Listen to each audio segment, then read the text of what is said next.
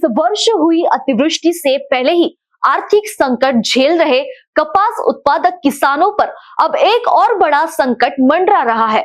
27 February say cotton corporation of India द्वारा कपास खरीदी बंद किए जाने के अल्टीमेटम से किसान पूरी तरह मुश्किल में आ गए हैं।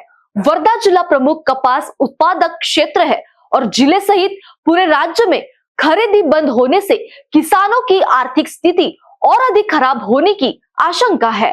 अतिवृष्टि और देर तक जारी बारिश के कारण शुरुआत में कपास की तुड़ाई प्रभावित हुई।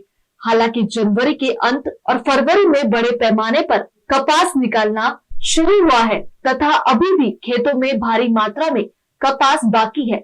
इसी समय चने की कटाई शुरू होने से खेत मजदूरों की कमी हो गई है, जिससे कई खेत पूरी तरह सफेद नजर आ रहे हैं। इस बीच किसानों ने आधारभूत समर्थन मूल्य पर कपास बेचने के लिए कृषि उपज मंडियों के माध्यम से पंजीकरण कराया था। कुछ किसानों को स्वीकृति मिली, जबकि कुछ को त्रुटियां सुधारने के निर्देश दिए गए। लेकिन 27 फरवरी की अंतिम तिथि घोषित होते ही 4 दिन पहले से स्लॉट बुकिंग बंद कर दी गई, जिससे अब नई बुकिंग या बिक्री संभव नहीं है।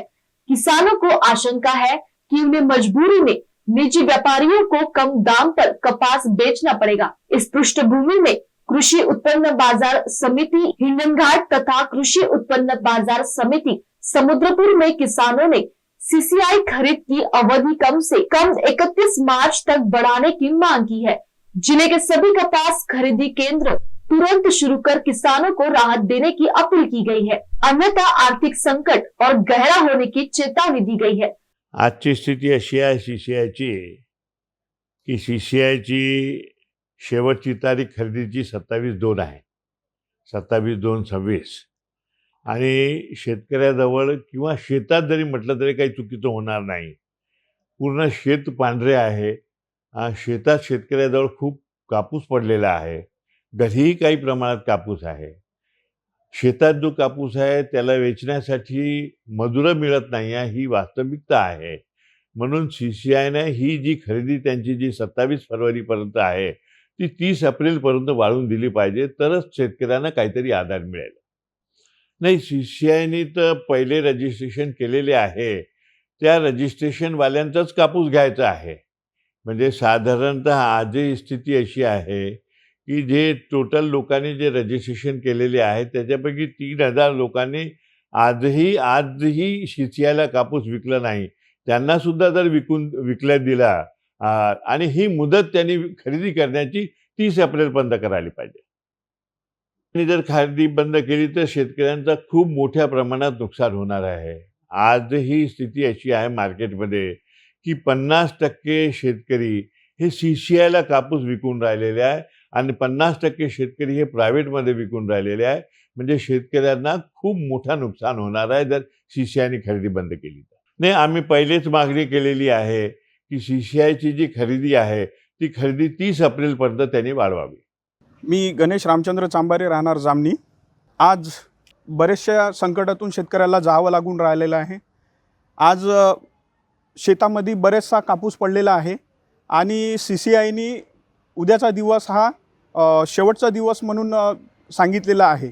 शेतकऱ्यांचा बराचसा माल आपल्या शेतामध्ये पडलेला आहे। एका दमाने चना संगवणी, त्याच्यानंतर कापूस, गहू, तूर एका दमाने सगळे कामं आल्यामुळे शेतकऱ्यांना तो सीसीआयला कापूस विकणं अत्यंत आवश्यक आहे। पण त्या कारणास्तव सीसीआयने उद्यापर्यंतच अंतिम तारीख ठेवलेली आहे। त्याकरिता मी एक शेतकरी या नात्याने सीसीआयना म्हणजे म्हणणे आहे की त्यांनी मुदत थोडी वाढवून द्यायला पाहिजे, कारण शेतकरी हा माल काढण्यासाठी खूप व्यस्त आहे। त्यानंतर बरेचशा समस्या आहे कापूस वेचणीकरिता। 40% माल हा शेतीचा म्हणजे कापूस, चना हा शेतामध्ये पडलेला आहे। त्यामुळे बरेचशा समस्यांना त्यांना सामना करावा लागतो। म्हणजे उदाहरण म्हणजे की मजूर भेटून नाही राहिलेला आहे। बराचसा माल शेतकरी शेतामध्ये पडल्यामुळे तो पावसामुळे आणि गारपिटीमुळे असा बेकार झालेला आहे।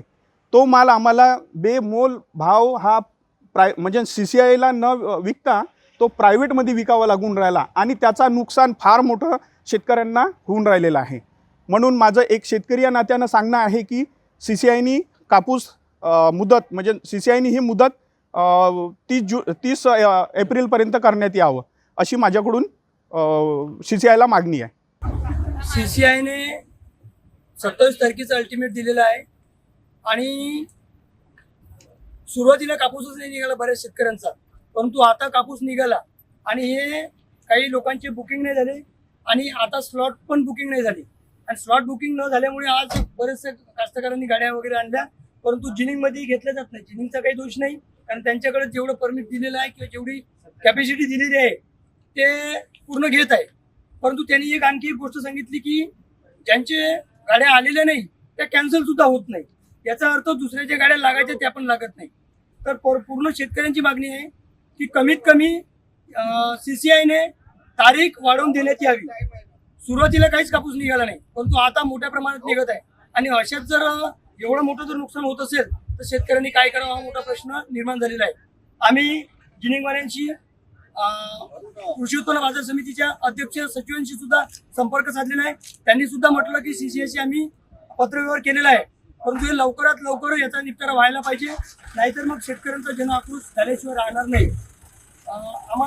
आम्ही शासनाला एवढीच विनंती करतो की लवकरात लवकर CCIने मुदतवाढ करून शेतकऱ्यांचा जो काही नुकसान होण्यापासून वाचवावे.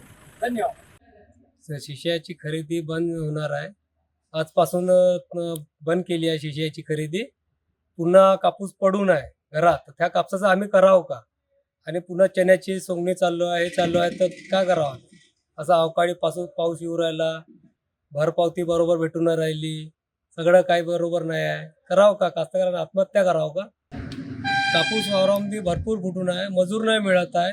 अगर वेचला बी तर तोच कापूस आम्ही शिशामध्ये लावणार आहे. अगर शिशाचं अगर बंद झाला तर आम्ही त्या कापसाचं करावं का? बंद झाल्यामुळे शेतकऱ्यावर मोठं संकट पडलेलं आहे.